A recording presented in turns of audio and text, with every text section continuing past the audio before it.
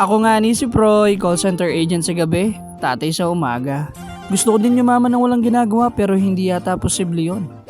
May kaganapan nga dito sa kumpanya namin which is yung bazaar. Pwede kang magbenta ng pagkain, mga bagay, mga stickers, mga laruan. Pakilala ko nga pala sa inyo si Nicholas. Ito ang tinaguriang Baki ng kumpanya namin. Kung siya si Baki, ako si Becky. Lampang ka na, sumari ka. Ito din si Medlay mo, tsaka si Norbin Padilla. Ay, si Sulayaw ata to. Hindi ko alam, nakalimutan ko, idol. Basta importante, nagbebenta sila ng pabango. Sobrang bango nga ng mga pabango na yan. Kapag bumili ka ng dalawa, alam ko may free kang eyelashes eh. Tsaka 3 dustpan.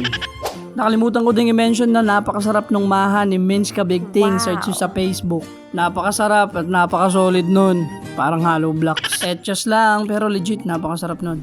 2 nga ni ang binili para may pasalubong kay mami. Ala, bumabara. Napakaswerte ko nga ngayong araw dahil may nag-iwan ng isang helmet dito sa motor ko. Pero iniwan ko na lang din kasi baka balikan na may-ari. Kung sino man may-ari nito, laban mo naman. Tinawag nga ako ng katrabaho ko kasi may handaan daw dito. Kung sinaswerte naman nga ni. Yan lang din yung kinuha ko kasi shy type tayo eh. Salamat pala na marami sa Team Billy Maloys. Di mo talaga ako nakakalimutan kapag may handaan eh. No? Yan nga pala ang first ever TL ko dito sa kumpanya. Mabait yan. Pag sinabihan mong wala kang pera, bibigyan ka niyan. Nabibilib nga ako dyan eh kasi minimum of 1K. Dahil sinabihan ako na kuha pa daw ako, hindi na ako nagdalawang isip pa mga kapatid. Syempre katapos natin tumibog at meron pa ngang panghimagas.